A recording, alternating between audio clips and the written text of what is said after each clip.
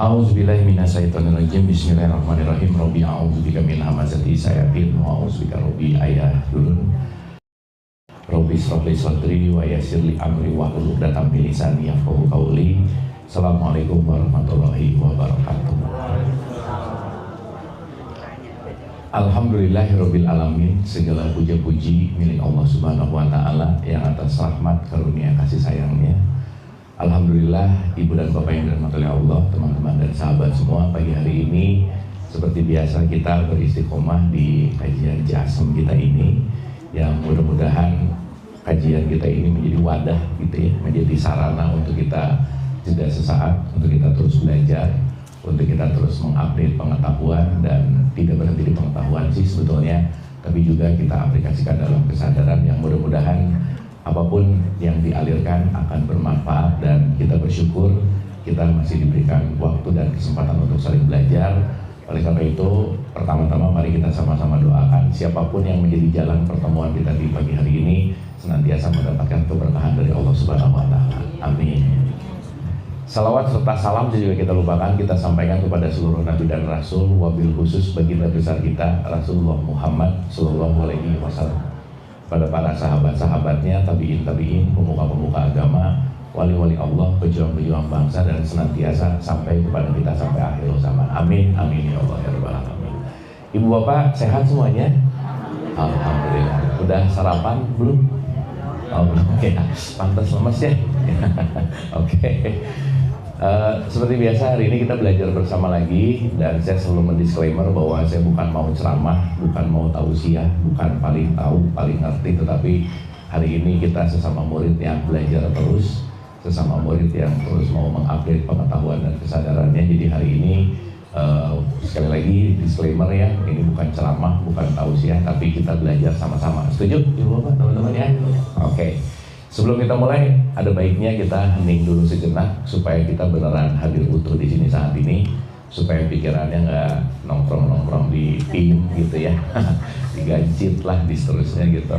Jadi supaya kita beneran utuh di sini saat ini, kita hening sejenak. Wabil khusus hening ini kita berdoa ber-al-fatihah untuk kedua orang ibu bapak kita tentu saja, dan kita doakan siapapun yang terlebih dahulu meninggalkan kita. Kita doakan siapapun yang sedang sakit dalam keadaan musibah, senantiasa kasih sayang Allah selalu memberikan kekuatan, ketabahan, dan pagi hari ini kita dimudahkan untuk sama-sama mendapat hikmah. Hening sejenak. Al-Hadiniyah, Al-Fatihah. A'udzubillahi minasyaitonir rajim.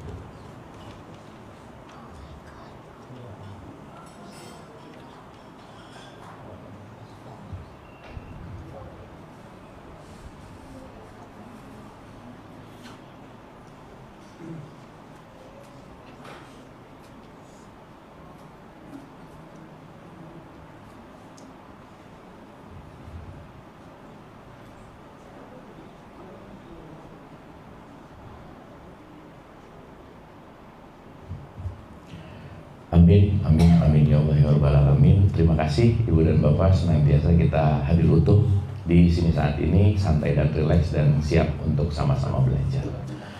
Oke, Ibu dan Bapak, mungkin karena kita kan udah agak lama gitu ya, Ibu Bapak masih ingat nggak pembahasan terakhir kita di sini? Enggak ya, apa-apa sih ya. Oke, mungkin ada request gitu, atau ada apapun yang let's say Ibu dan Bapak pengen bahas di saat ini gitu, misalkan pun saya sih nyediain, atau tadi ada satu yang ke pop up gitu di pikiran saya.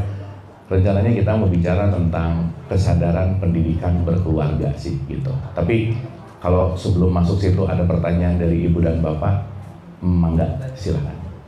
Ada pertanyaan? Ya, waktunya habis, makasih ya Ibu Bapak. Kalau nggak ada pertanyaan tuh diam gitu. Nanti udah kajian diam lagi. Jalan-jalan aja kita, lanjut aja boleh? Oh ya, ini hopeless ya, oke lah gitu ya. Ibu dan Bapak, nanti di tengah-tengah ada pertanyaan, ada sesuatu, sangat open to discuss ya. Karena hari ini saya pengen bahas ke konteks di mana lebih kepada relationship sih Ibu dan Bapak. bagaimana kita memaknai relationship, bagaimana kita menyadari relationship, dan bagaimana kita juga bisa mengalir dalam relationship itu kira-kira pembahasan kita hari ini kurang lebih seperti itu gitu. Setuju Bu Pak? Oke ya, sip ya, pelan-pelan ya kita bahas ini ya. Oke. Ibu dan Bapak yang dirahmati Allah, relationship abadi dalam hidup itu sebetulnya segitiga sama sisi. Kita berbicara tentang ada ibu, ada ayah, dan ada anak nih. Ya, contoh. Buat ibu dan bapak dulu aja ya. Ibu bapak pengen punya anak-anak yang soleh dan solehah? Selalu mendoakan nggak? Semoga anak-anak soleh dan solehah. Selalu doain nggak? Oke, sekarang pertanyaan saya adalah, menurut ibu dan bapak, anak yang soleh dan solehah itu kayak gimana, Bu? Hah? Taat pada Allah, taat pada orang. Kalau orang tuanya nggak taat sama Allah gimana?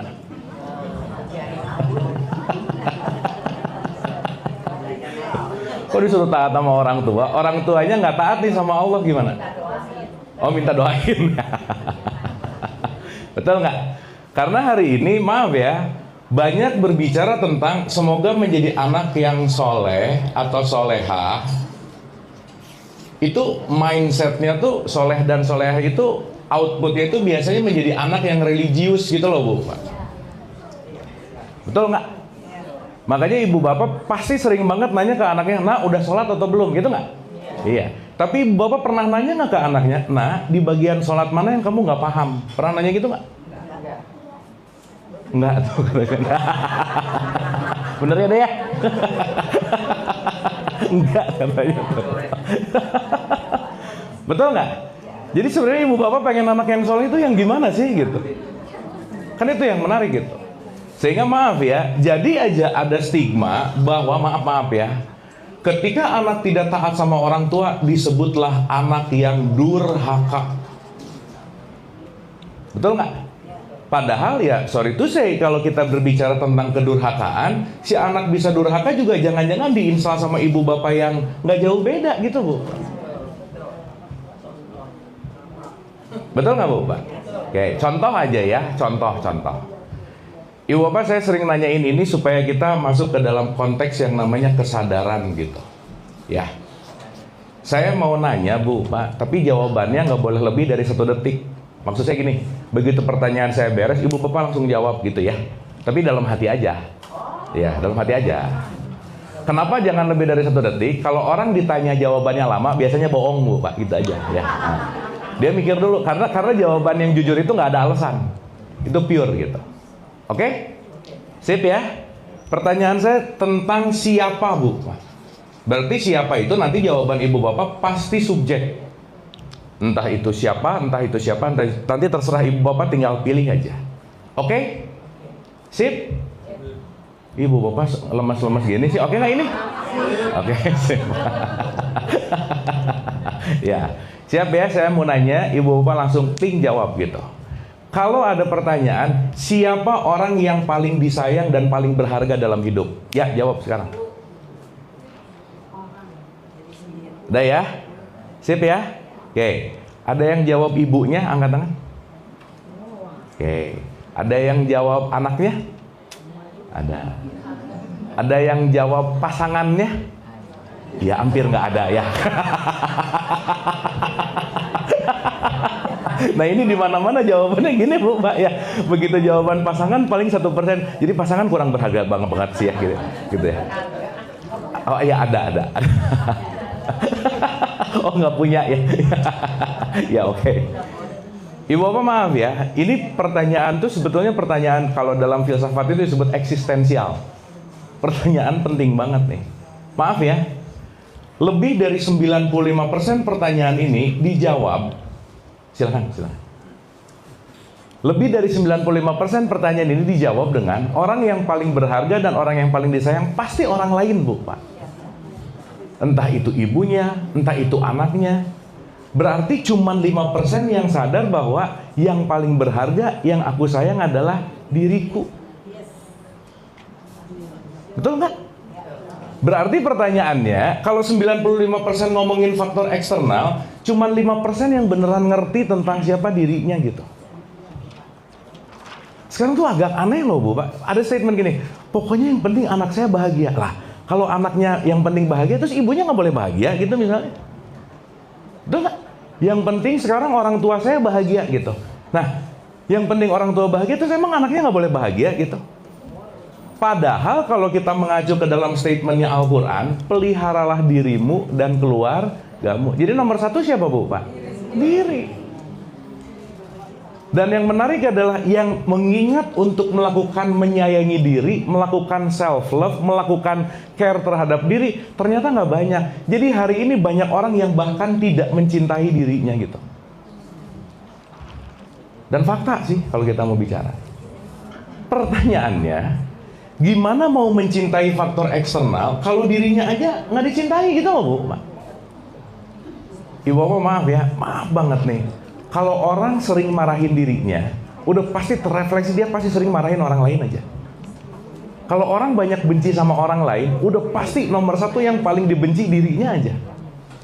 Akhirnya apa? Banyak orang hari ini tidak menerima dirinya seapa adanya. Dan ketidakpenerimaan itu akan membuat dia tidak mengenal diri.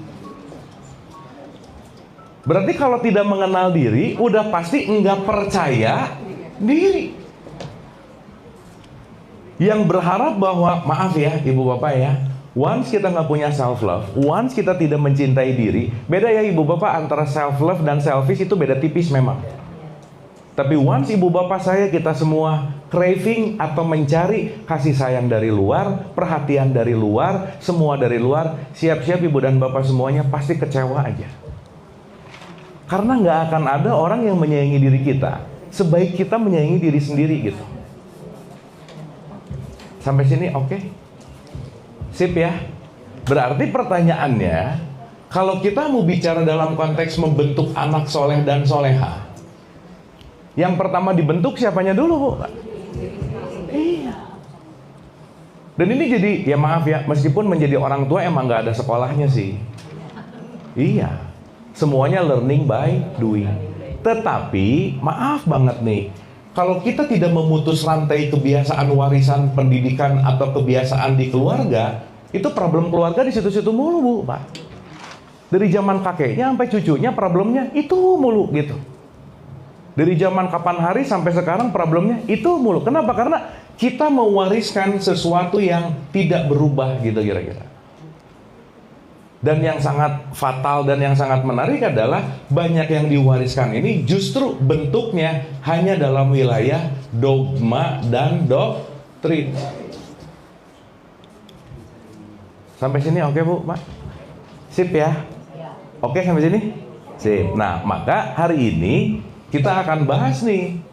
Maaf ya, once kita mau berbicara, kan Ibu Bapak kalau di nikahan pasti tuh ada kata-kata sakinah, mawadah, warahmah. Betul nggak? Berarti kalau kita mau bicara kesakinahan ini kan nggak bisa lepas dari semua individunya belajar bertumbuh bersama gitu kira-kira. Sampai sini oke Bu, Pak? Sip ya? Oke? Oke, nah pelan-pelan kita akan bahas ini supaya nanti kita bisa ngelihat secara holistik. Karena kenapa? Kata kuncinya adalah sakinah, mawadah, warahmah. Oke, saya mau loncat dulu ke halaman 2, nanti kita balik lagi. Oke. Ibu Bapak soleh itu apa sih? Ibu Bapak kalau dengar kata soleh, ting yang kepikiran apa? Hah? Religius. Oke. Arti kata soleh, soleh itu artinya proper Bu, Pak. Proper apa ya? Gimana ya bahasanya ya? Soleh itu artinya tepat guna. Tepat guna. Contoh. Ibu Bapak kita penting untuk berbuat baik nggak? Maka berbuat baik disebut amal soleh. Yang sering diartikan amal soleh ini berbuat baik. Nggak salah sih. Tapi mungkin kita sekarang agak tune in sedikit untuk memahami secara agak esensi. Amal soleh adalah berbuat yang proper, berbuat yang tepat guna. Contoh.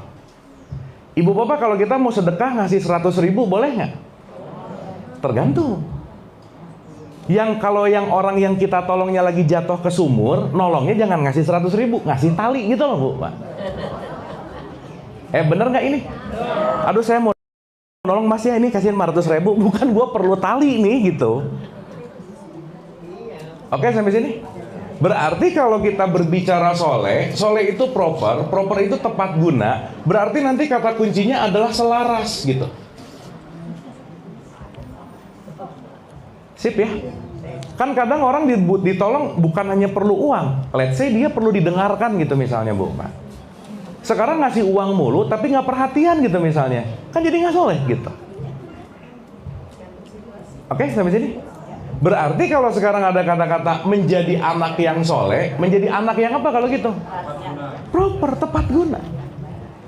Contoh. Ibu kita pakai contoh agak ekstrim dikit ya.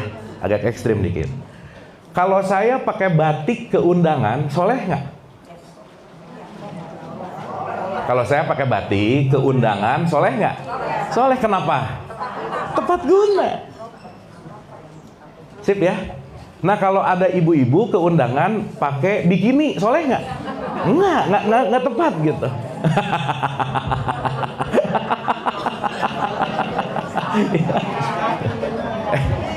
Oke nggak nih?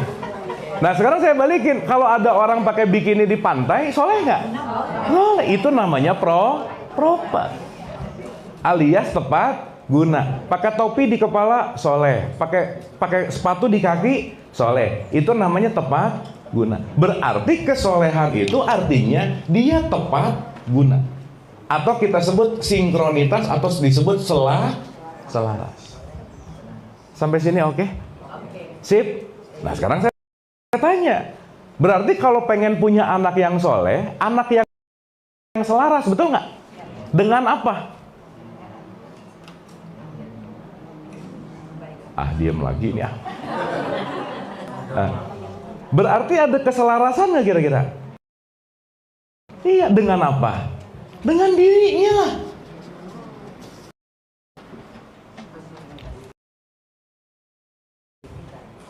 Karena sehebat apapun ketika kita mendidik anak dan dia tidak menjadi dirinya, soleh nggak Bu, Pak? Enggak. Dan yang unik dan menarik sekarang, pendidikan buat anak bukan anaknya solehnya apa, bukan anaknya kebutuhan apa, pokoknya maunya orang tua gini, kamu ngikutin gitu nggak Bu, Pak? Betul nggak? Sehingga di sini yang menjadi dominan adalah bagaimana si orang tua mencetak anaknya sesuai maunya dia gitu. Ini saya sebut paradigma 1. Bahwa paradigma 1 sebagai orang tua adalah anak ini barang kosongan dan dia akan saya cetak sebaik-baiknya sesuai dengan keinginan saya. Itu namanya paradigma 1 gitu Bu, Pak. Pertanyaan yang kedua. Ketika si anak lahir, kira-kira si anak ini juga dia punya journey-nya sendiri nggak Bu, Pak? Dia punya kurikulumnya sendiri nggak kira-kira? Maka yang pernah kita bahas tuh bukan masalah orang tua melahirkan anak, justru anak yang melahirkan orang tua. Karena kalau tanpa anak, orang tua nggak bisa dipanggil orang tua, dia hanya dipanggil suami dan istri gitu. Nah, paradigma kedua ya, ini tuh ada 6, tapi kita hari ini bahas 2 aja. Paradigma yang kedua adalah aku tahu bahwa si anak itu adalah bibit yang punya potensi dan tugasku sebagai orang tua adalah menumbuhkan anak sesuai dengan bibitnya. Itu nomor 2. Kira-kira Ibu Bapak level 1 dan level 2 lebih dominan orang tua yang di kelas 1 atau di kelas 2?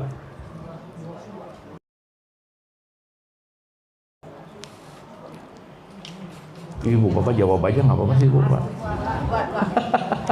Banyak orang tua yang di kelas 1, di kelas 2.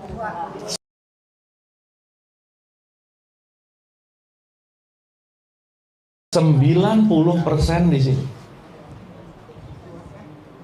harus lagi. Anak harus, atau gini. Akhirnya apa? Anak menjadi pelampiasan obsesi orang tuanya gitu, Bu. Ibu bapak tahu 90% anak kuliah sekarang nggak sesuai passion ya. Salah satu yang nentuin si jurusan kuliahnya ibu bapaknya. Gitu. Sip ya sampai sini? Oke sampai sini? Nah sekarang kita masuk dulu nih.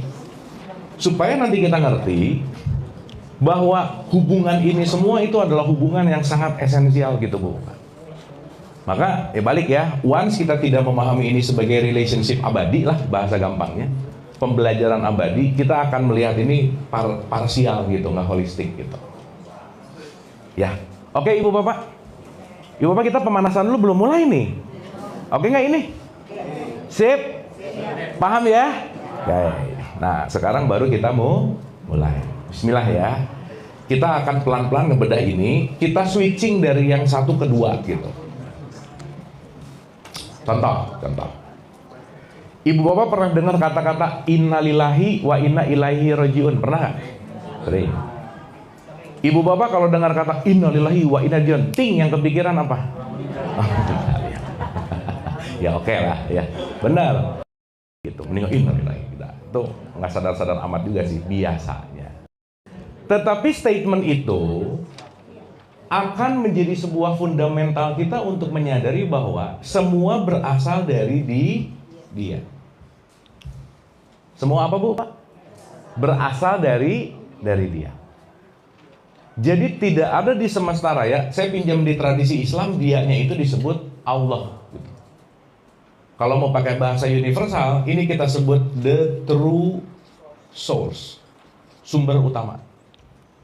Makanya Allah nanti punya statement sistem namanya Rob, Malik, Ilah gitu. Sip ya. Makanya ada Allah menampil dalam Rob, ada Allah menampil dalam Malik, ada Rob menampil dalam Ilah. Makanya ibu bapak kalau baca surat An-Nas nomor 1, Kul a'udzu birobbin nas. Baru Malikin nas, baru Ilahin nas. Betul nggak? Sering baca ini nggak? Sering baca ini? Tapi ngerti nggak kenapa Rob dulu Malik terus Ilah? Ngerti gitu nggak kira-kira? Nah ya nggak apa-apa juga sih ya, udah aja ya. Nah. Yang penting bunyi aja ya. Nggak pernah nanya kenapa Malik dulu ya gitu. Kenapa nggak Kul a'udzu Malikin nas? Kenapa nggak Kul a'udzu ilahin nas? Kok Rob dulu gitu misalnya?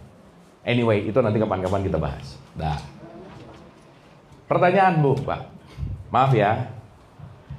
Once kita berbicara mengenal diri, berarti kalau anak yang soleh adalah anak yang kenal sama dirinya. Betul nggak Bu? Betul nggak? Berarti job desk utama orang tua adalah menjadi medium, menjadi sarana untuk menjadikan supaya anak mengenal sama dirinya. Oke? Tapi di kelas 1, bukan jadi orang tua yang membuat anak kenal sama dirinya, justru anak jauh dari dirinya sendiri gitu. Akhirnya ketika anak jauh dari dirinya sendiri, dia nggak kenal siapa dirinya, akhirnya dia hidup di dalam konteks yang namanya, saya pakai bahasa ilusi gitu kira-kira. Dan by the way ya, ibu bapak, hubungan ibu bapak anak ini memang kalau dalam bahasa filsafat itu kasus perennial namanya. Perennial itu artinya kasus yang nggak akan pernah berhenti sih. Ibu bapak anaknya Adam berantem nggak? Berantem. Adam tuh pusing anaknya berantem mulu gitu Bu. Habil-kabil kan ribut ya. Nah, ceritanya gitu. Nuh istri anaknya ribut juga nggak? Iya. Ibrahim sama bapaknya berantem nggak? Iya. Musa sama bapak tirinya berantem nggak? Iya. Jadi kalau sekarang ada kata-kata, aku tuh masalahnya masalah keluarga, itu dari Adam juga udah begitu masalahnya gitu. So selalu orang-orang terdekat kita itu pasti pembelajaran tertinggi dan terbaik dalam hidup kita gitu Bu. Dan kita nggak bisa lepas. Pilihannya, saya mau bertumbuh atau terus terluka gitu kira-kira. Sip ya. Makanya maaf ya ibu bapak ya, dalam konteks psikologi gitu. Ada satu psikolog terkenal di Amerika namanya William James. Dia bilang menarik statementnya. Saya aneh sama manusia dia bilang. Ngomong atas nama cinta tapi berantem mulu gitu loh Bu. Dan yang menarik adalah orang yang justru bisa melukai kita adalah orang yang kita cintai gitu. Nah, jadi nanti pertanyaan besarnya, ini mencintai atau melekat sih gitu. Alih-alih mencintai anaknya, jadi ngurung anaknya gitu misalnya. Alih-alih mencintai anaknya, ngemaksa jadi sama anaknya gitu. Tapi atas dasar namanya, karena aku sayang sama kamu gitu kira-kira. Oke ya, Ibu Bapak ya. Oke, nanti kita akan bedah itu pelan-pelan. Nah, sekarang pertanyaannya begini. Ibu dan Bapak, saya mau bagi 3 dulu nih ya. 2 dulu deh.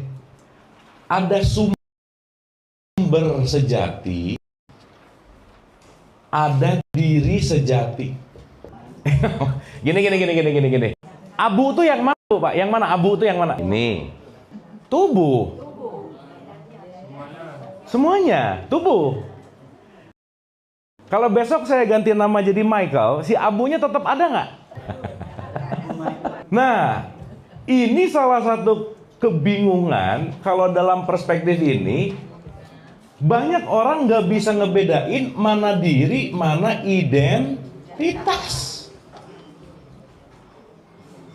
Jadi kalau sekarang ada kata-kata mencari jati diri, beda sama mengeksplor identitas, itu 2 hal yang berbeda gitu.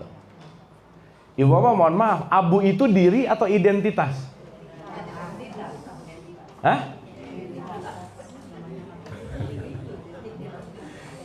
Pekerjaan itu diri atau identitas?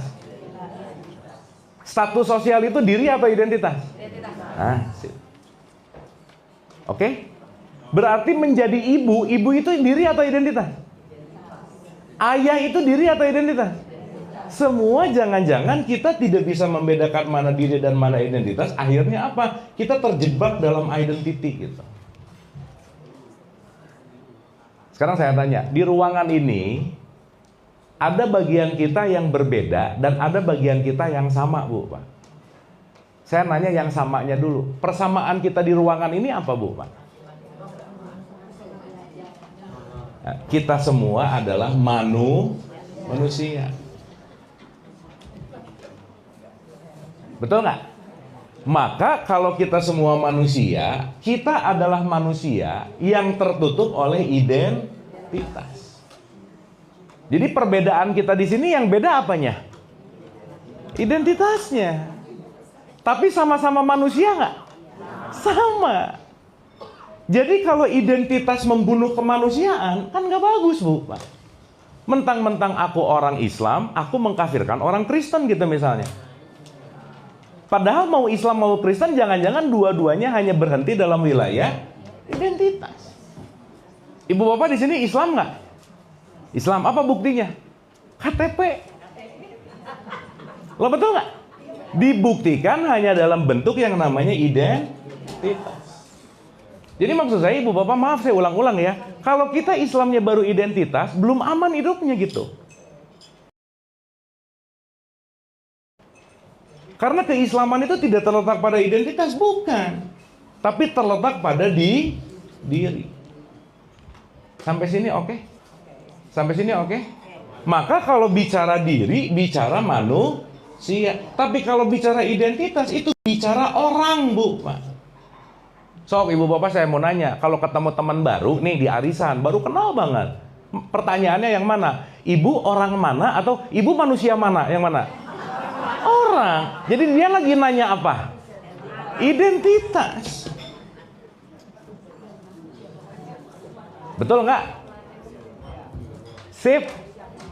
Oke, sampai sini. Nah, sekarang saya tanya. Berarti sumber masalah, sumber berantem, sumber chaos, sumber apapun konflik pada manusianya atau pada identitasnya? Nah, inilah nanti yang disebut ilah, Bu. Maka belajar untuk la ilaha illallah. Contoh. Saya sama profesor saya tuh ngobrol beberapa waktu lalu, terus statement beliau menarik. Kita ngobrol yuk, tapi lepasin lah ini mau profesor apa. Kita ngobrol sebagai manusia gitu. Udah nggak ada gelar di situ, udah nggak ada apa. Kita ngobrol sebagai manusia. Berarti Ibu Bapak kalau kita ngelepasin identitas, kita akan melihat semua manusia nggak? Iya. Kemarin aja ya Paus datang sebelahan sama imam masjid Istiqlal. Itu langsung ada yang bilang, wah imam masjid pasti masuk neraka gitu. Susah masuk surga. Gimana mau masuk surga? Panitianya aja belum dibikin, Bu, Pak. Belum ada.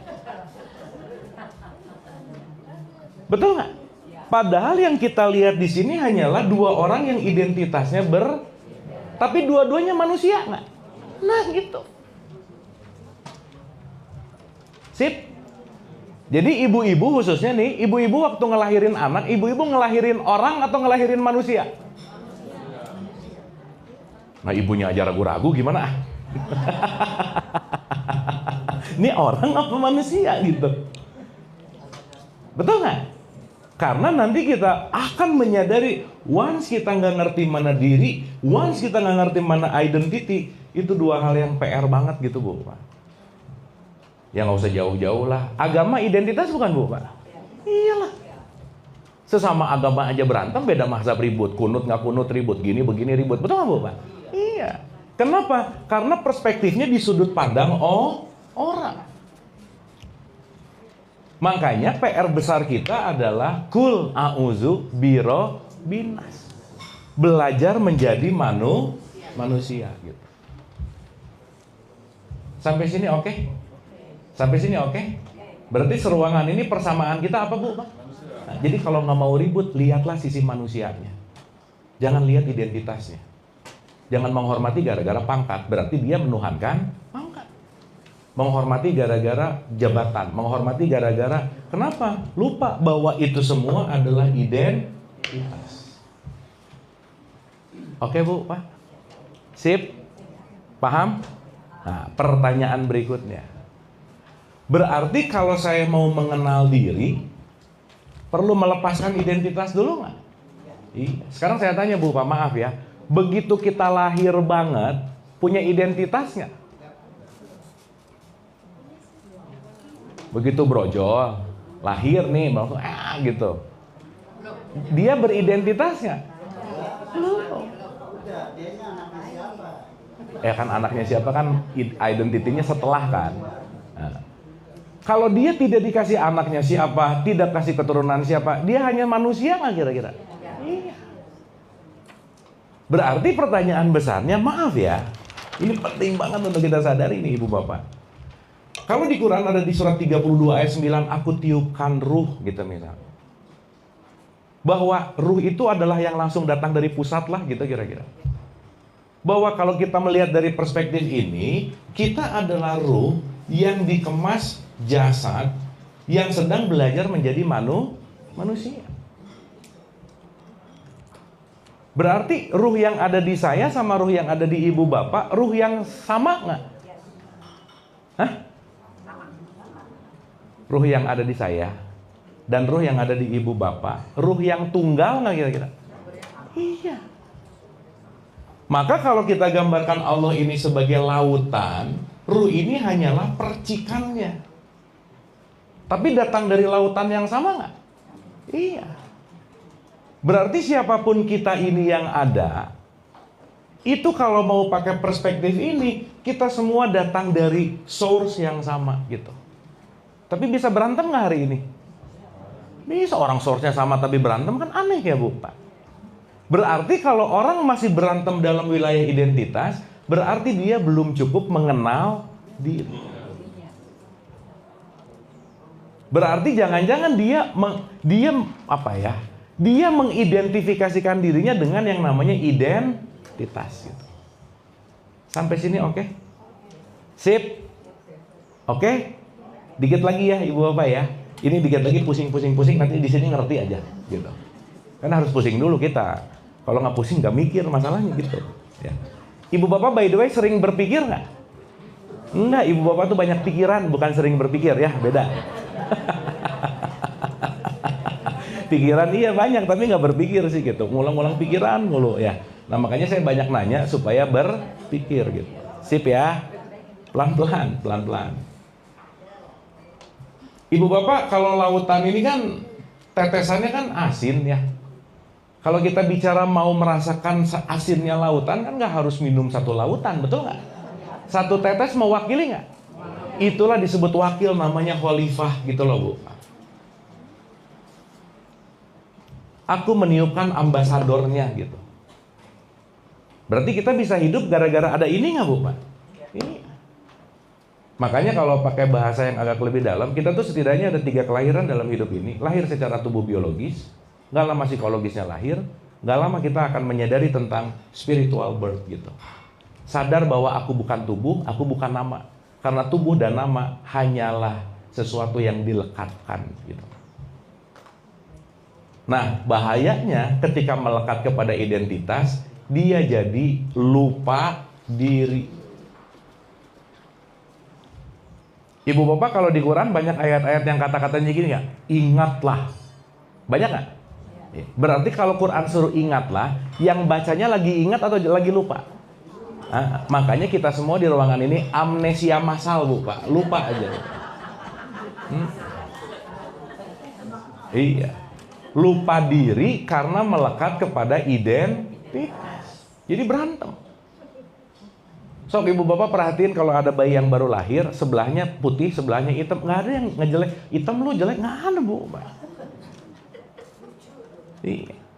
Kenapa begitu lahir dia belum ada identitas masalahnya? Sip ya. Nah, belakangan ini saya pengen memperkenalkan supaya bahasanya lebih gampang. Ruh inilah yang disebut kesadaran. Jadi kita semua ini kesadaran yang tunggal. Tetapi si kesadaran ini tertutup oleh program dari eksternal. Contoh. Ibu bapak begitu bayi lahir punya kesadaran nggak? Hah? Begitu bayi lahir, dia punya kesadaran nggak? Punya, 100% malah. Tapi dia belum punya pengetahuan. Ibu bapak penting untuk membedakan mana intelijen, mana intelektual. Maka orang yang intelek belum tentu sadar, Bu. Maaf ya. Ada nggak orang yang pinter banget, saking pinternya korupsi? Ada nggak, Bu, Pak? Jangan banyak, nggak enak. Rajin sholat lagi, ada nggak yang gitu? Ya. Jadi religius itu belum tentu moralnya bagus gitu loh, Bu, Pak. Belum tentu. Kenapa? Karena semua tergantung dari, nanti nih, kita sebut sebagai yang namanya program.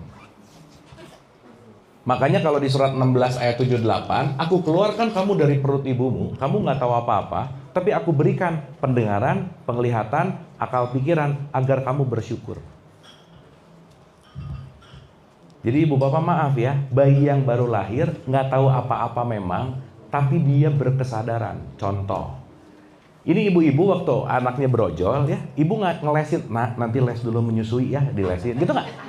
Enggak. Betul nggak? Ketika dia lapar, dia nangis. Betul nggak, Bu, Pak? Siapa yang ngajak? Nah, kalau nanti kira-kira laparnya 5% teriak ya? Kan enggak. Betul nggak? Berarti ketika kelahiran itu kesadaran pure, dia beneran nature, alamiah. Nah, makanya ibu bapak maaf ya. Yang membuat anak tidak alamiah, nomor 1 siapa, Bu, Pak? Iya. Karena sesaat dia lahir, langsung digempur sama program orang tuanya. Udah. Langsung dikasih identitas, nama, keturunan siapa tadi, rumahnya di mana, ini, itu. Akhirnya lama-lama kesadarannya ketutup sama pengetahuan nggak? Iya. Akhirnya muncul jiwa di situ. Berarti ibu bapak maaf ya. Anak yang lahir di keluarga A dan anak yang lahir di keluarga B, programnya beda nggak? Pasti. Jadi ibu bapak kalau ketemu orang nyebelin, simpel, udah emang programnya gitu, beres, Bu, Pak. Dan kalau kita mulai sadar bahwa setiap yang dilahirkan itu adalah unik dan otentik, di mana setiap pengajaran, ibu bapak yang anaknya 3 aja, 1, 2, dan 3 beda nggak? Beda. Maka kalau kita sadar ada unik dan otentik, tidak ada generalisasi dalam konteks yang namanya manusia. Aduh, nah kamu tuh udah 25, kenapa belum nikah? Emang harus 25 nikah gitu misalnya. Aduh, kamu tuh 29, kenapa belum nikah misalnya. Itulah nanti dia akan masuk ke dalam level yang namanya stigma. Yang akhirnya jadi budaya. Atau bukan pakai bahasa budaya lah, nggak enak ya. Kita jadikan sebagai apa? Kebiasaan. Soalnya hari ini tuh banyak orang yang nggak bisa bedain mana budaya dan mana produk budaya gitu, Bu. Soalnya kalau ngomong budaya, ting langsung dijawabnya tari-tarian. Bukan tari-tarian, itu produk budaya gitu. Nah, ya anyway. Nah, pertanyaan nih. Berarti setiap anak yang lahir fitrah nggak, Bu, Pak? Fitrah.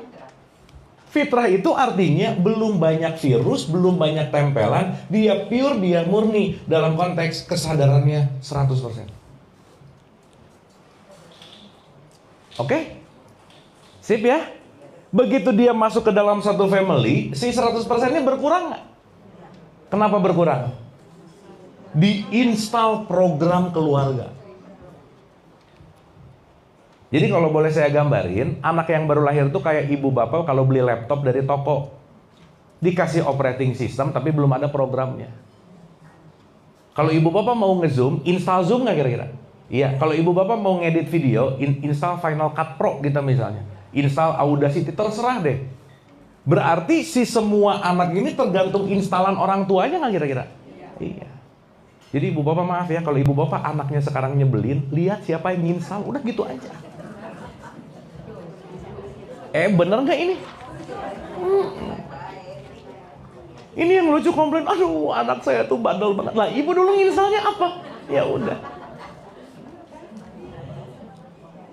Makanya ibu bapak maaf ya, mau nggak mau suka nggak suka, ini jadi pembicaraan sih. Kamu lama-lama mirip bapak ya gitu. Tapi si anaknya denial sih biasanya. Enggak. Gitu. Ibu bapak, pengetahuan lama, old science mengatakan semua hidup kita tergantung dari DNA-nya. Tapi secara masuk ke dalam pembaharuan sekarang, ibu bapak maaf ya, bukan masalah DNA-nya, tapi lingkungan jauh lebih memengaruhi. Maka kalau kita bicara dalam konteks si anak ini lahir di lingkungan apa, dia akan menjadi seperti lingkungannya. Ini juga based on research. 90% yang diinstalkan kepada anak itu sesuatu yang tidak nyaman atau tidak sesuai dengan anaknya gitu. Jadi maaf ya, anak itu banyak banget luka batin yang diinstal oleh orang tuanya gitu kira-kira. Sekarang saya tanya, maaf ya, berarti ketika si orang tua mau menginstal sesuatu, instalan itu yang datang dari orang tuanya juga kan kira-kira? Iya. Ibu bapak tadi malam saya tuh diskusi sama psikolog. Dia S1 psikologi. Dia lahir di orang tua yang sangat-sangat quote and quote, dia sendiri ngomong itu toksik banget deh gitu. Sampai umur 12 tahun teman saya ini dia pengen melakukan aksi bunuh diri, Bu. Saking pusing sama orang tuanya gitu. Atau kita sebut sebagai toxic family atau toxic parenting gitu. Anyway, kenapa saya cerita ini? Suka nggak suka, mau nggak mau, once kita mewariskan sesuatu yang tidak kompatibel sama spek yang sekarang, pasti keras saja, Bu. Ibu bapak maaf ya, Gen Z sama angkatan saya, apalagi baby boomers. Saya tuh kalau baby boomers keingetannya kolonial, nggak apa-apa ibu bapak. Ini kan kolonial, milenial, Gen Z gitu. Itu speknya beda, Bu. Maka kalau spek yang berbeda, diinstal operating system yang sama, pasti crash gitu. Itulah kenapa ibu bapak maaf ya, Imam Ali itu udah ngomong ini sejak lama sih. Didiklah anakmu sesuai dengan zamannya. Pernah dengar nggak Imam Ali ngomong gitu? Didiklah anakmu sesuai dengan zamannya. Artinya, gak bisa ngedidik anak spek Gen Z pakai pendidikan kolonial. Gak bisa, atau milenial gitu misalnya. Karena kenapa? Spek yang lahir itu selalu auto update gitu. Ini kan berantem-berantem, nah kamu ya dulu ya zaman mama, dulu zaman itu kan zaman ibu dulu. Dulu tuh susah ini kalau sekarang, nah nggak bisa sih gitu. Karena kata kuncinya adalah setiap yang terlahir pasti auto update dalam spek yang terbaik saat ini gitu. Sampai sini oke ibu bapak? Sip, dapat ya? Nah sekarang kita refleksikannya ke diri kita dulu. Berarti ibu bapak maaf ya, diri kita ini mau nggak mau warisan banyak program nggak? Iya. Maka diri yang sejati sekarang ketutup sama identitas. Ya kan ibu bapak maaf ya, kita kan nggak milih agama, betul nggak bu? Kalau saya lahir di Vatikan mungkin Katolik sih gitu. Dan sekarang keributan-keributan itu terjadi dalam konteks identitas. Maka guru saya bilang gini, ibu bapak maaf ya, ini fakta sih. Salah satu yang namanya kejahatan dalam hidup adalah ketika orang tua melimitasi identitas anaknya sehingga dia jadi terkotak gitu bu. Ibu bapak maaf ya, kalau anak lahir di lingkungan orang tua yang pesimis, program anaknya pasti pesimis. Aduh, nah udahlah, kamu tuh cuman anak ini, udahlah. Jadi program si anak nggak kira-kira? Pasti. Makanya ada buku yang namanya Rich Dad Poor Dad. Kenapa orang miskin tetap miskin, orang kaya tetap kaya? Karena kenapa? Beda instalannya gitu bu. Nah, pertanyaan berikutnya, berarti sekarang si anak ini sudah ada instalan orang tuanya nggak bu Pak? Iya. Sehingga saya mau nanya bu Pak, maaf ya, ketika yang diinstalnya nggak soleh, nggak proper, kira-kira si anak ini akan berantem secara jiwanya nggak? Iya. Apalagi orang tua sebagai figur otoritas, di mana ucapan figur otoritas yang diucapkan di anak 0-7 tahun tidak melalui critical thinking, itu akan masuk kepada belief sistemnya dia, Bu Pak. Selesai. Dan anak akan yakin ketika orang tuanya, kamu bodoh. Oh, aku bodoh berarti. Kamu tuh dah. Oh, aku gini. Makanya ibu bapak ada penelitian, impact kepada jiwa ketika orang tua ngomong bodoh sama anaknya atau orang lain ngomong bodoh sama anaknya, itu luka di dalamnya orang tua jauh lebih dalam gitu bu. Artinya apa? Jangan-jangan tanpa sadar si orang tua ini menanam semua yang dia tanpa sadar datang dari orang tuanya. Lama-lama tumbuh nggak bu Pak? Tumbuh. 07 kan belum ada tenaga, 7-14 belum ada tenaga, 17, 18, 19 mulai ngelawan di situ bu Pak. Nah sebetulnya bukan mencari jati diri sih, tapi dia mencari dan mengenali identitas. Karena kalau mencari jati diri, dia lagi mau mencari kesadaran terhadap dirinya. Nah akhirnya konflik nih, gitu. Berarti mau nggak mau, suka nggak suka. Kemarin ada pertanyaan bagus ibu bapak, wah keren banget. Nanyanya juga top lah, ini seorang usia 30 something. Dia nanya gini, kenapa aku harus dilahirkan di orang tua yang seperti ini gitu. Sampai dia ngeluh gini, bahkan kalau saya boleh memilih, saya mendingan gak hidup daripada saya harus hidup sama orang tua yang kayak gini gitu bu Pak. Saking toksiknya gitu. Anyway. Nah berarti pertanyaannya, kalau kita mau bicara dalam konteks ini, satu pelajarannya. Sebagai orang tua, apapun feedback anak sekarang, gak bisa finger out gitu. Tapi sadari bahwa itu adalah respon dari sebuah yang namanya konsekuensi.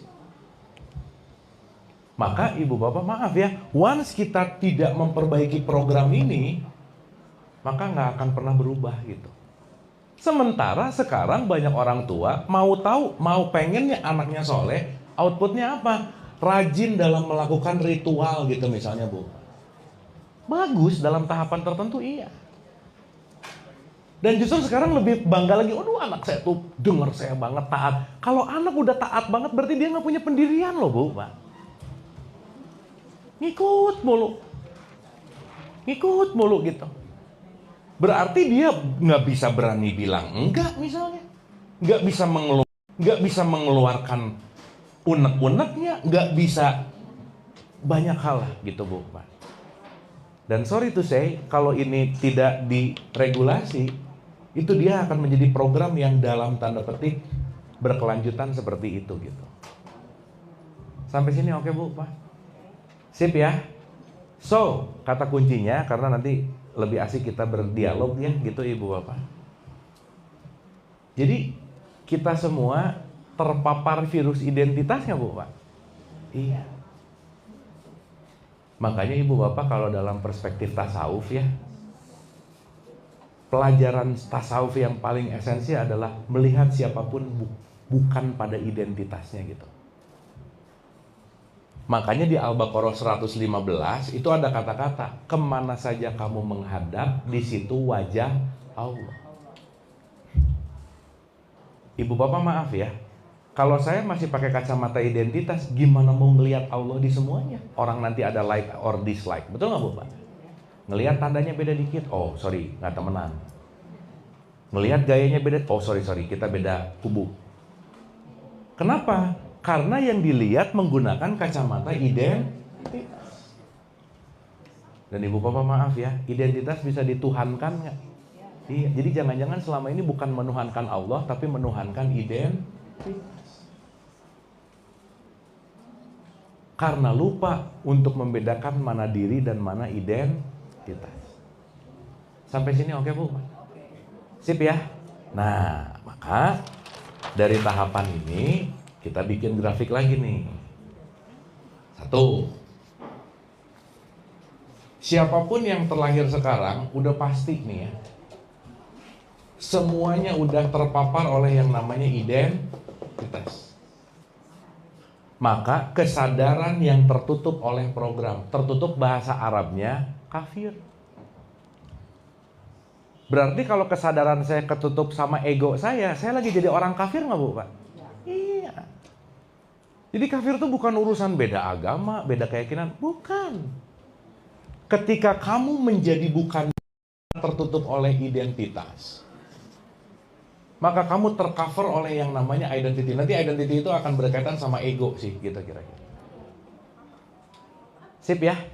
Ibu Bapak maaf ya. Jadi di tahapan ini sebenarnya yang durhaka anaknya atau orang tuanya sih Ibu?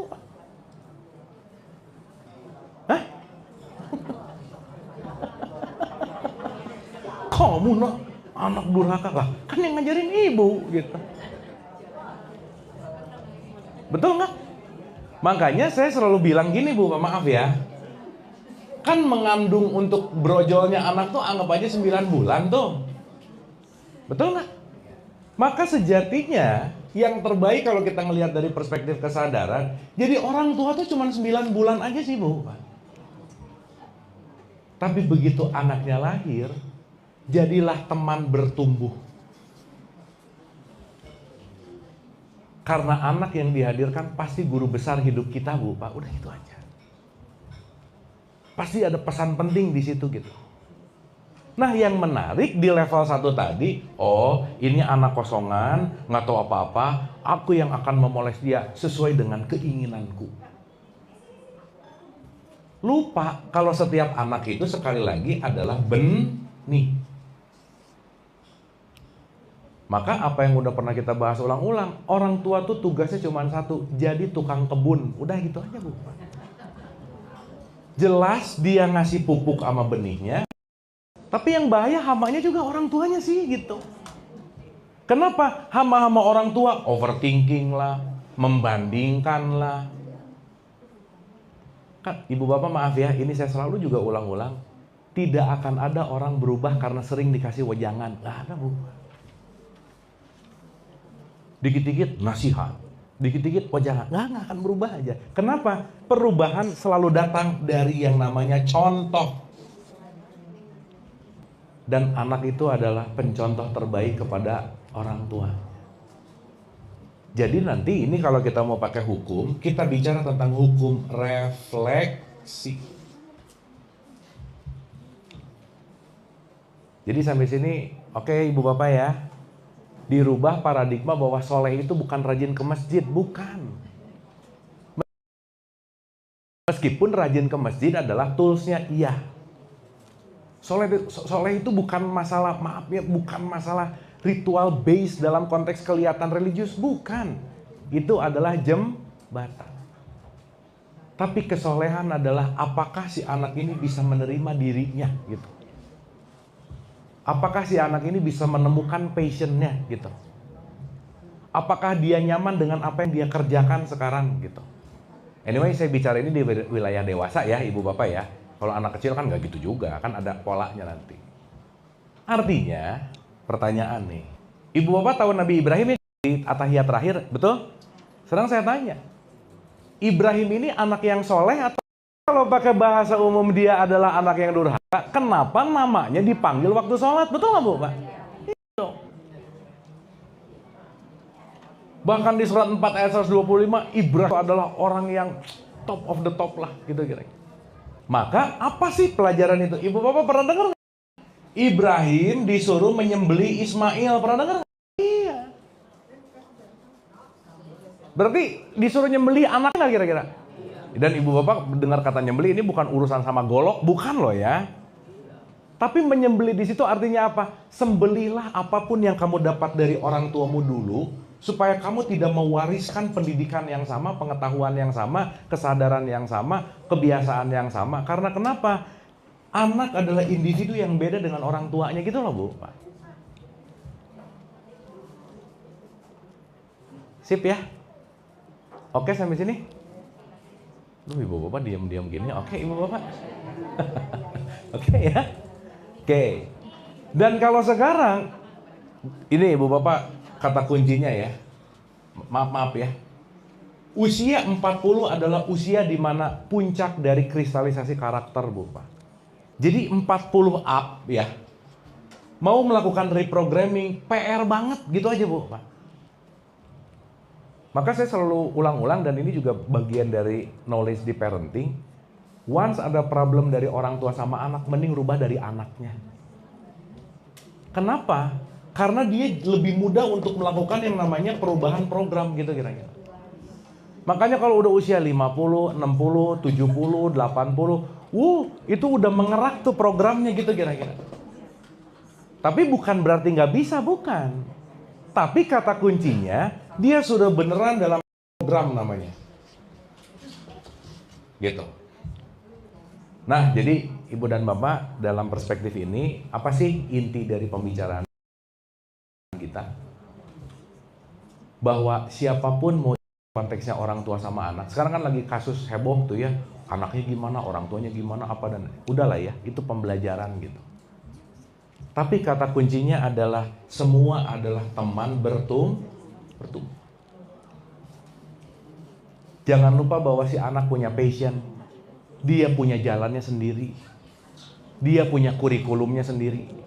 Yang jangan sampai menjadi orang tua yang menghijack kurikulum anaknya sehingga dia tidak mengenal dirinya gitu kira-kira.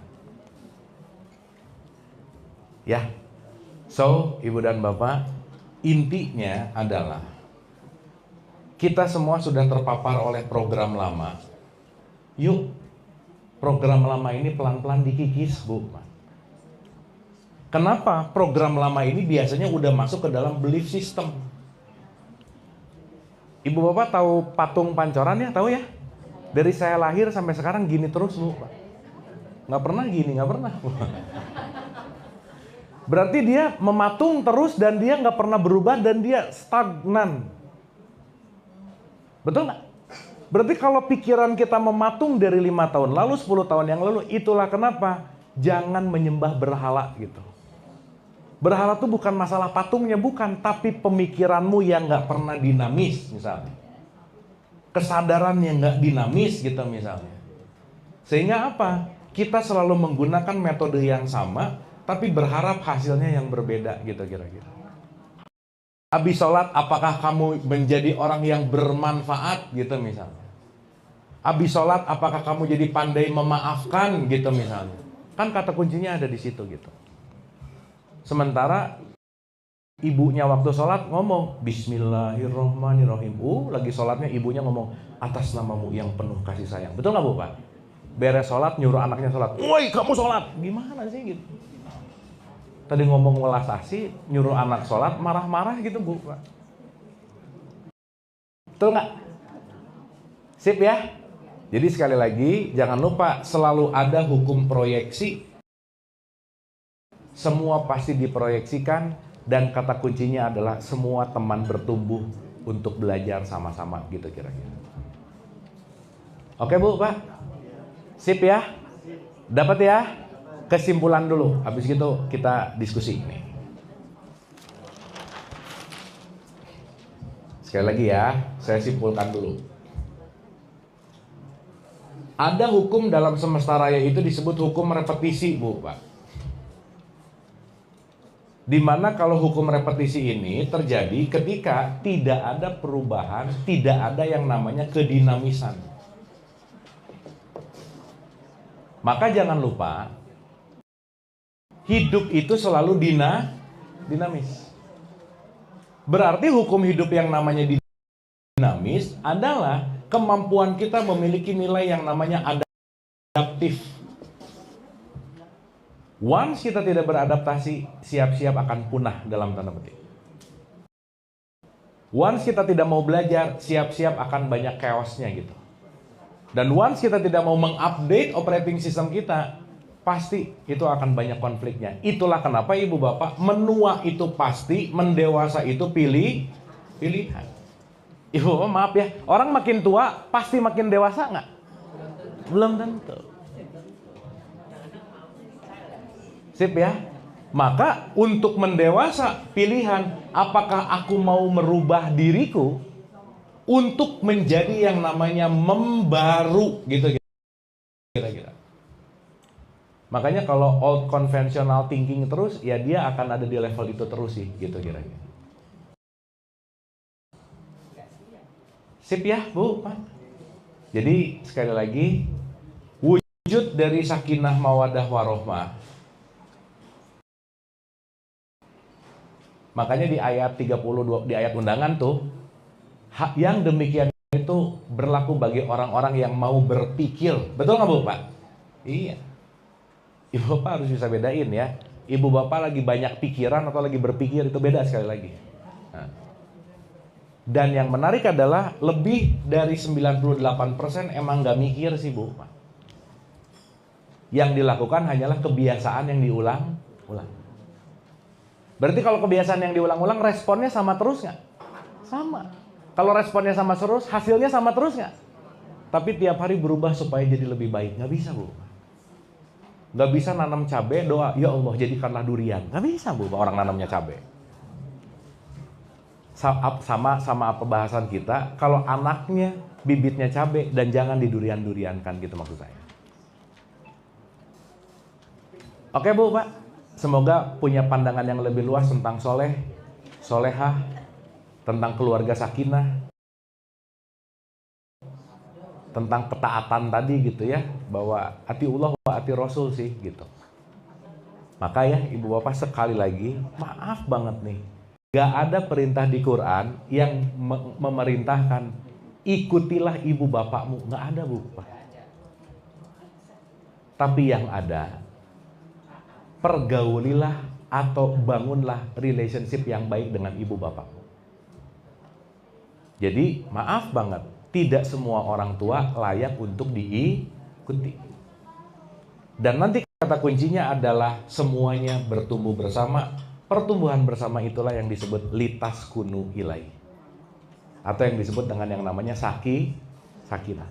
Dan litas kunu ilai atau sakinah itu bahasanya present continuous, dinamis gitu Bu. Jadi bukan sakinah sekarang udah, enggak. Karena semua kata kuncinya adalah bertumbuh. Maka setiap jam adalah jam pelajaran, setiap tempat adalah tempat belajar, dan yang paling penting ibu bapak, siapapun yang datang ke kehidupan kita pasti mau memberikan pelajaran. Oke? Sip ya? Jadi soleh apa Bu, Pak? Proper. Anak yang soleh adalah yang proper sama passionnya, yang proper sama benihnya. Carilah proper itu dengan berkomunikasi kita misalnya. Sip ya? Sebisa mungkin ibu bapak maaf banget, kita melepas dari orang tua yang tipe 1 gitu. Karena sekali lagi, setiap anak adalah benih yang spesial, yang siap tumbuh sesuai dengan benihnya. Saya rasa itu dulu, Ibu Bapak. Silakan, ada pertanyaan, ada diskusi? Ya. Nah, pakai ini Mas, bentar Mas. Nah, supaya ada recordingnya. Sip. Iya, Kang Abu, ada saying ya, kalau if it ain't broken, don't fix it. Itu kan kita berarti punya fundamental yang kita gunakan dari orang tua kita sebenarnya. Kalau itu berhasil, kenapa harus merubah itu ke anak kita? Tapi ya tentunya ada updates yang kita lakukan along the way karena perubahan zaman dan lain-lain. Itu kita lakukan. Tapi menurut saya dari basicnya itu ada yang nggak pernah berubah sebenarnya. Jadi kita nggak melakukan approach yang totally different. Kalau itu berhasil, resultnya bagus, kita tetap menggunakan itu. Menurut Kang Abu gimana? Oke. Makasih Mas, pertanyaannya keren banget. Ibu dan Bapak, kita tahu bahwa yang diwariskan itu kan selalu ada hukum yin yang, Bapak. Atau yang disebut dengan yang namanya paradoks gitu. Oke? Maka pasti ada positif dan pasti ada negatif gitu. Dan ini kalau kita masuk ke dalam konteks apapun, kita nggak mungkin lepas dari yang namanya si paradoks yin yang ini atau berpasangan ini gitu. Sehingga positivity yang diwariskan itu dikembangkan. Makanya ada doa gini ya, ketika ada orang tua meninggal, ada doa yang bagus tuh gini, Bu. Ya Allah ya Rabbana, terima kasih. Dan kata kuncinya adalah bagaimana kita memaafkan kesalahannya dan melestarikan kebaikannya gitu kira-kira. Maka itulah kenapa kita dianugerahi yang namanya akal. Karena akal inilah yang akan bisa melihat mana yin, mana yang harus diupdate dan mana yang harus dipertahankan. Tapi kata kuncinya kembali kepada kedinamisan tadi sih sebenarnya Mas, gitu. Nah jadi kalau tadi kita cerita, kan sekali lagi ya Ibu Bapak, nggak semua yang diwariskan itu hal yang quote and quote buruk gitu. Gitu. Tetapi kata kuncinya adalah aku bisa memilih yang proper dengan diriku pada akhirnya. Karena Ibu Bapak maaf banget ya, kita pulang ke Allah barengan atau sendiri-sendiri. Nah, perjalanan ini nggak bisa diwakilkan. Bahkan setiap siapapun pasti punya journey-nya sendiri, punya jalannya sendiri, dan jalannya itu sangat unik dan otentik gitu kira-kira. Nah, once ada di unik dan otentik, kita akan benar-benar bisa memilah, memfilter mana yang terbaik untuk si aku itu sendiri gitu. Saya rasa gitu Mas Bintang. Itu ya kira-kira. Ada lagi Ibu Bapak? Tapi oke, hari ini bisa dipahami Bu, Pak? Dapat something hari ini? Dapat ya? Sip ya? Supaya kita nggak terjebak dalam dogma doktrin gitu Bu, Pak. Karena sekarang tuh udah nggak bisa nyuruh anak ditakut-takutin tuh udah nggak bisa Bu, Pak. Udah nggak bisa, kamu kalau nggak sholat ya nanti kamu masuk neraka. Nanti pertanyaan si cucu gitu, emang neraka di mana Nek? Gitu pertanyaan. Terus dia googling gitu. Karena sekarang tuh beneran overload information. Maka pendekatan terbaik sekarang untuk apapun itu adalah masuk ke logik gitu. Once nggak logik, selesai aja. Karena pendekatannya masuknya ke situ. Itulah kenapa penting mempergunakan si akal itu sendiri gitu. Oke, Ibu Bapak. Sip, ya, Mbak. Oke. Biar gede. Assalamualaikum Abu, assalamualaikum semuanya. Pertanyaannya apa ya? Lebih kayak gini aja sih Bu, kadang-kadang kayak saya kan punya anak nih sekarang dalam umur-umur yang preteen lah ya, 13 tahun, 12 tahun gitu. Tadi kan yang kayak Abu bilang kan, didiklah anak sesuai dengan zamannya masing-masing. Namun tuh saya tuh terkadang suka merasa, waktu gue kecil atau gue seumuran dia, gue dikasih aturan ini, it works loh for me gitu loh. Dan saya juga di setengah otak saya ngerasa kayak ya tapi kan dia beda gitu loh gitu. Kadang-kadang suka kayak gitu, tapi I feel like kayak yang saya pernah jalanin waktu saya seumuran dia dengan yang orang tua saya ajarin, I think that's working gitu. Kadang-kadang saya juga ngerasa kayak suami saya juga suka bilang sih kayak Abu bilang ya, tapi kan zamannya udah beda gitu.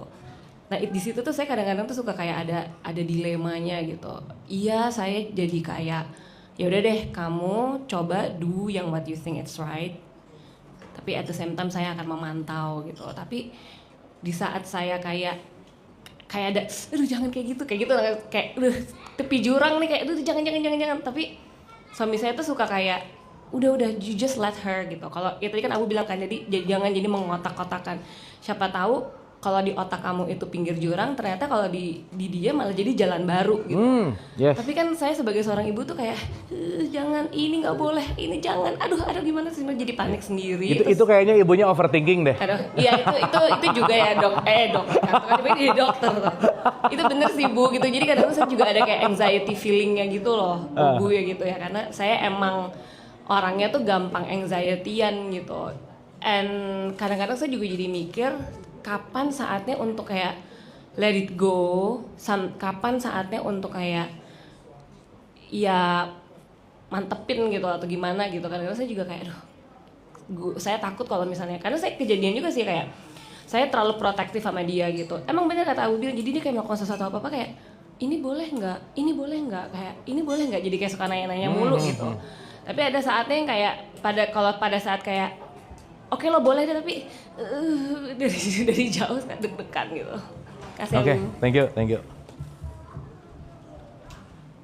Oke, thank you Mbak Luti. Ini pertanyaan kayaknya mewakili banget sih. Ya, gini, itu yang barusan saya cerita. Tugas orang tua jadi tukang kebun adalah apa ya? Memupuk betul dan membuat si tanaman ini bebas hama gitu kira-kira. Jadi guard lah gitu. Jadi dalam tanda petik supaya hamanya nggak masuk. Nah, yang menarik salah satu hama yang terbesar salah satunya adalah bagaimana sikap mental orang tuanya sih sebenarnya. Artinya satu aja. Ibu dan bapak dan teman-teman semua, once kita mulai punya paradigma bahwa si anak ini tuh bukan kosongan gitu. Kadang menganggap bahwa anak itu nggak ngerti, kosongan, nggak tahu. Padahal kan kalau kita mulai sadar dia itu adalah juga punya intelijen. Justru tadi sih menarik bahwa kata kuncinya adalah memang hanya membersamai sih gitu. Dan nanti kita juga akan belajar sih mana ini bagian dari overthinking, mana ini bagian dari yang konteksnya memang menurut dia itu adalah sesuatu yang aman juga gitulah kira-kira. Maka ya balik lagi sih kalau kita mau bicara dalam konteks ini bahwa mau itu ibu, bapak, dan anak tiga-tiganya penting untuk sama-sama juga meregulasi emosi sih sebetulnya. Karena nggak bisa enggak sih. Maaf ya ibu dan bapak, maaf nih, ini penelitian masalahnya. Orang tua yang frekuensinya rendah, suka nggak suka mau nggak mau dia akan menularkan kepada anak dengan frekuensi yang selaras gitu kira-kira. Maka kalau kita rajin ngecek si perasaan kita, rajin ngecek si frekuensi kita akan benar-benar tahu ini tuh sebenarnya ketakutan yang dibuat-buat atau memang beneran takut dalam tanda petik. Karena ibu bapak khawatir itu bagus loh, tapi khawatir yang berlebihan itu yang nggak bagus. Stres itu kita perlu Bu Pak, over stress yang bahaya. Karena kalau nggak ada khawatir, kita nggak ada rem juga gitu. Tapi yang bahaya, remnya itu bukan karena khawatir, tapi terlalu cemas dan terlalu khawatir gitu. Dan itu biasanya refleks dari mana? Dari program lama sih gitu. Dan tadi kembali ke pertanyaan Mbak Luti, ya betul banget bahwa dulu waktu saya pakai cara ini berhasil dihita gitu lah kira-kira di saya gitu. Tapi setiap spek itu beda operating sistemnya juga sih gitu. Setiap spek pasti beda programnya gitu. Nah jadi ya balik lagi sih, once kita ngerti bahwa ini semua adalah pertumbuhan bersama gitu ya. Yang paling pertama untuk diregulasi adalah, saya sering sebut manas Bu Pak. Jadi ada 3 poin penting yang penting diregulasi oleh kita sebagai manusia. 1 namanya pikiran. Yang kedua namanya perasaan. Yang ketiga namanya emosi. Kalau pikiran, perasaan, dan emosinya selaras, kesadaran pasti muncul. Maka kalau pikiran, perasaan, emosinya tidak tenang, pasti dia jadi akan chaos gitu kira-kira.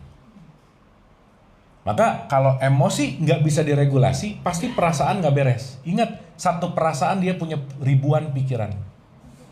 Nah berarti regulasi emosi ini penting banget gitu kira-kira. Dengan cara sederhana, misalnya kita ngerti love language anak apa sih? Dia tipikal yang senang disentuh, atau tipikal senang diajak ngobrol, atau didengerin, macam-macam. Itu kan part dari kita bisa attract atau kalibrasi emosi gitu. Jadi memang mau nggak mau, suka nggak suka, komunikasi itu part yang penting banget gitulah kira-kira.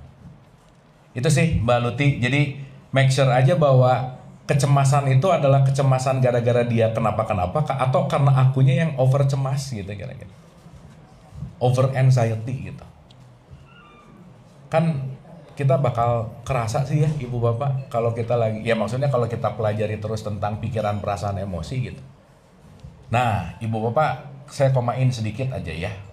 Gini. Supaya ini bisa dipraktekin. Ibu bapak, pikiran itu diri kita bukan?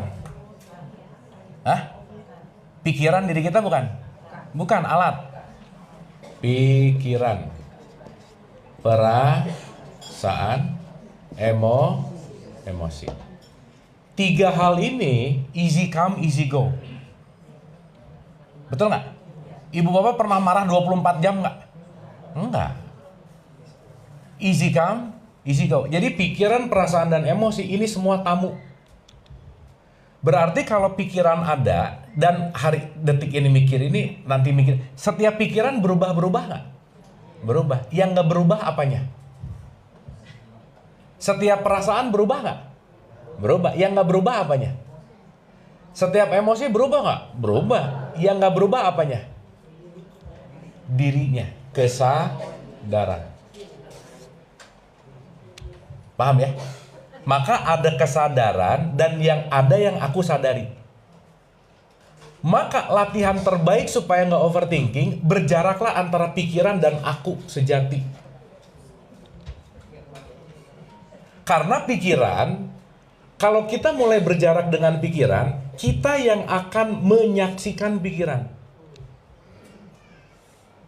Berarti kita ini yang sejati siapa sih? Kita adalah yang selalu menyaksikan pikiran, perasaan, dan emosi, tapi lupa bersaksi, jadi login sama pikiran. Aduh ini tuh gini, itu pikiranku. Gak harus diiyahin, nanti dulu, hold dulu sebentar. Karena kalau kita terlalu banyak login sama pikiran, semua pikiran diikutin, jadi kita dikontrol oleh pikiran. Yang bahaya sekarang bukan hanya login, di-subscribe lagi Bapak, berlangganan. Nah gitu. Langganan sama pikiran. Gitu. Jelas ya? Berarti harus menjarak dengan perasaan nggak? Menjarak dengan emosi nggak? Iya. Makanya 3 hal ini penting diregulasi. Dalam tradisi Islam, kita disuruh diem dulu sehari 5 kali. Artinya kalau kita nggak punya jarak antara kesadaran dan pikiran, itu pasti overthinking gitu. Makanya nanti puncak dari pembelajaran Islam itu disebut aku bersaksi. Kalau antara langit sama awan, pikiran langit apa awan, Bu, Pak? Gini. Ibu Bapak kalau ngelihat ke atas ngelihat apa? Langit di mana? Tadi awan, sekarang langit gimana?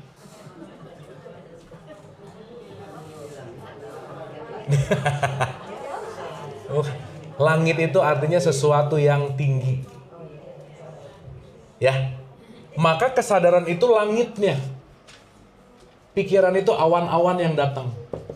Sekarang saya tanya, kita nggak bisa ngelihat langit karena tertutup awan, bukan berarti langitnya nggak ada. Betul nggak? Maka kalau lagi ada awan hitam yang datang, pikiran hitam, jadilah langit. Saksikan dulu. Oh, pikiran tuh maunya gini. Saya punya decision untuk ngikutin atau tidak. Contoh. Ibu bapak, orang lain bisa bikin kita marah nggak? Ini mulai mabuk lagi nih. Dengerin dulu pertanyaannya, dengerin dulu. Orang lain bisa bikin kita marah nggak? Enggak. Yang membuat marah karena aku memilih marah. Contoh. Ini paling gampang pakai orang nyebelin ya, ibu bapak ya.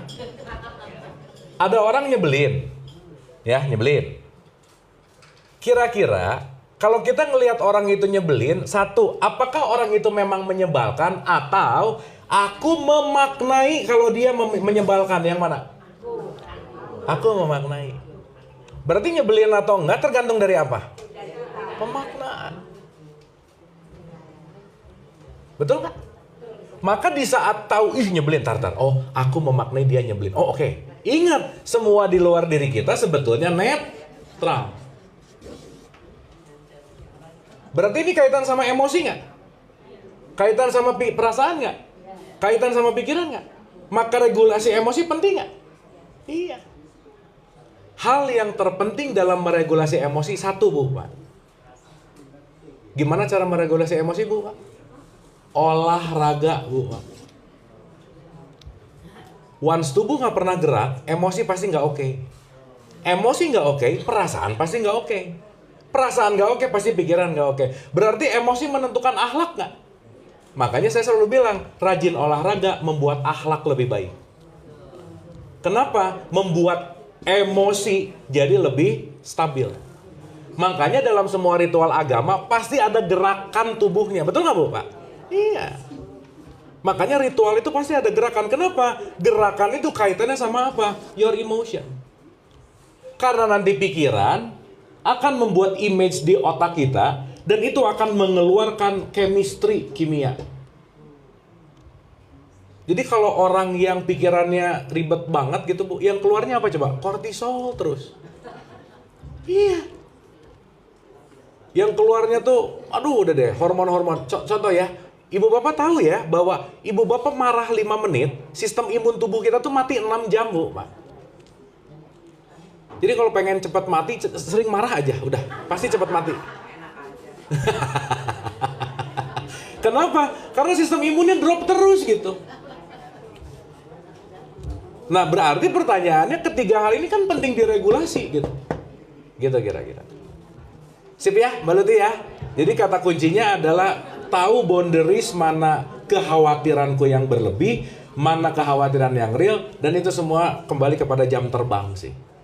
Nanti bakal ada feel-nya di situ gitu. Makanya nanti untuk melakukan itu dilibatkan quote and quote si kesadaran tadi. Nanti dia akan ada rasa di situ. Gitu sementara, Mbak. Aman ya? Sip. Ya. Gini. Langit itu adalah kesadaran. Awan-awan ini adalah pikiran-pikiran yang lewat. Jadi jangan terjebak sama awannya. Sadarlah akanlah langitnya gitu. Oke ya, Ibu Bapak ya? Sip? Dapat something hari ini? Oke ya?